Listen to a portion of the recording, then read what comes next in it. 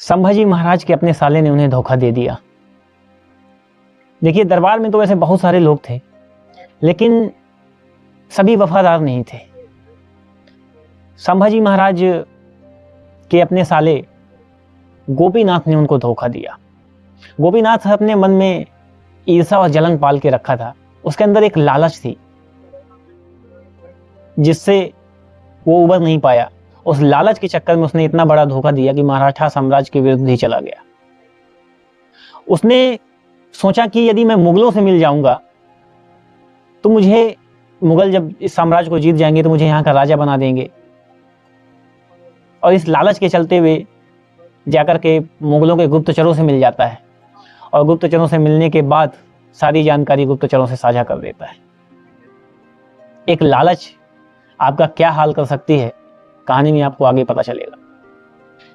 एक दिन संभाजी महाराज जो है अपने भरोसेमंद साथी जो है कविकस के साथ शिवापुरी में थे, जो कि आज की डेट में महाराष्ट्र में आता है। वहां पे थे, वहां पे अकेले थे, सैनिक उनके साथ थे नहीं। यह सारी खबर गोपीनाथ को थी और गोपीनाथ ने मौके का फायदा उठाया और ये खबर जो है मुगलों तक पहुंचा दी कि संभाजी अकेले हैं और निहत्थे हैं, हमला कर दो। गोपीनाथ ने इतना बड़ा धोखा दिया कि जब संभाजी को पता चला कि उनके अपने साले ने धोखा दिया है तो उन्होंने सिर्फ एक ही शब्द कहा, जगदम। और वे एक सूरवीर योद्धा की तरह अकेले तलवार निकाल करके मुगलों से लड़ने के लिए तैयार हो गए।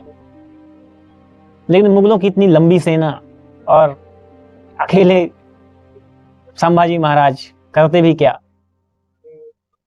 काफी जद्दोजहद के बाद मुगलों की सेना ने उनको पकड़ लिया और औरंगजेब के दरबार में पेश कर दिया। औरंगजेब ने संभाजी से कहा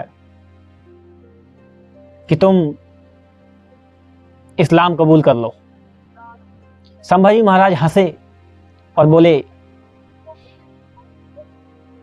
मराठों की तलवार झुकना नहीं जानती, वे सिर्फ सर काटना जानती हैं। इससे औरंगजेब तिलमिला उठा। हालत खराब औरंगजेब की, और औरंगजेब ने उन्हें हथकड़ी से बंधवा करके टंगवा दिया और उनकी इतनी भयानक यातनाएं उनको दी गई कि उनकी आंखें निकाल ली गई, उनकी जीभ निकाल लिया गया और डेली प्रतिदिन उनके शरीर से मांस निकाला जाता था। महाराज संभाजी को 1 फरवरी को गिरफ्तार किया गया, पकड़ा गया और 11 मार्च को वो दिन आता है जब महाराज संभाजी इस दुनिया को छोड़ करके सदा सदा के लिए अमर हो जाते हैं। इसके बाद मराठा साम्राज्य कमजोर नहीं पड़ता है, बल्कि मराठा साम्राज्य और भी मजबूत हो जाता है और पेशवा बाजीराव के नेतृत्व में मराठाओं की सेना को लेकर के मुगलों की नाक में दम कर देते हैं और मुगलों को परास्त करके वहां से भगा देते हैं मुगलों को। और जब मराठाओं को गोपीनाथ की